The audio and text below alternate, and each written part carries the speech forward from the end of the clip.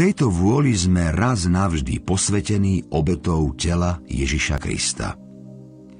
Každý kňaz stojí a koná denne bohoslužbu a veľa ráz prináša tie isté obety, ktoré nikdy nemôžu odstrániť hriechy. No Kristus priniesol jednu obetu za hriechy a navždy zasadol po pravici Boha. Odvtedy čaká, kým mu nebudú jeho nepriatelia položení ako podnožka pod nohy.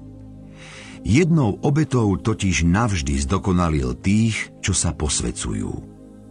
Dosvedčuje nám to i Duch Svätý, keď hovorí: Toto je zmluva, ktorú s nimi uzavriem po tých dňoch, hovorí Pán. Svoje zákony vložím do ich srdc a vpíšem im ich do mysle.